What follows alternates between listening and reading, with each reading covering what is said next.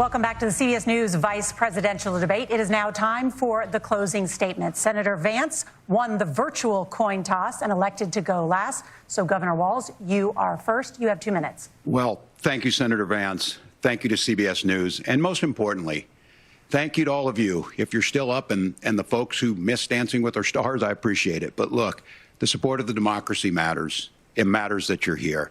And I'm as surprised as anybody of this coalition that Kamala Harris has built, from Bernie Sanders to Dick Cheney to Taylor Swift, and a whole bunch of folks in between there. And they don't all agree on everything, but they are truly optimistic people. They believe in a positive future of this country and one where our politics can be better than it is. And I have to tell you, that better than it is the sense of optimism that there can be an opportunity economy that works for everyone, not just to get by, but to get ahead. And the idea that freedom really means something.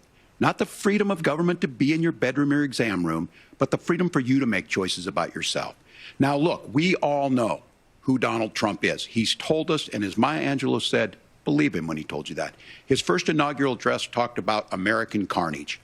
And then he spent 4 years trying to maybe do that. Senator Vance tonight made it clear he will stand with Donald Trump's agenda. He will continue to push down that road. Excuse me. Kamala Harris gives us a different option. Now, I'll have to tell you, I'm going to be careful about the quotes, but there's one that Senator Vance said that does resonate with me. He said, Donald Trump makes the people I care about afraid. A lot of America feels that way. We don't need to be afraid. Franklin Roosevelt was right. All we have to fear is fear itself. Kamala Harris is bringing us a new way forward. She's bringing us a politics of joy. She's bringing real solutions for the middle class, and she's centering you at the heart of that. All the while asking everyone, join this movement, make your voices heard. Let's look for a new day where everybody gets that opportunity and everybody gets a chance to thrive. I humbly ask for your vote on November 5th for Kamala Harris. Governor Walz, thank you. Senator Vance, your closing statement. Well, I want to thank Governor Walz, you folks at CBS, and of course the American people for tuning in this evening. And one of the issues we didn't talk about was energy. And I remember when I was being raised by my grandmother, when she didn't have enough money to turn on the heat some nights because Ohio gets pretty cold at night and because money was often very tight. And I believe, as a person who wants to be your next vice president, that we are a rich and prosperous enough country where every American, whether they're rich or poor, ought to be able to turn on their heat in the middle of a cold winter night. That's gotten more difficult thanks to Kamala Harris's energy policies. I believe that whether you're rich or poor, you ought to be able to afford a nice meal for your family.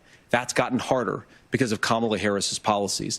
I believe that whether you're rich or poor, you ought to be able to afford to buy a house. You ought to be able to live in safe neighborhoods. You ought to not have your communities flooded with fentanyl. And that, too, has gotten harder with because of Kamala Harris's policies. Now, I've been in politics long enough to do what Kamala Harris does when she stands before the American people and says that on day one, she's going to work on all these challenges I just listed.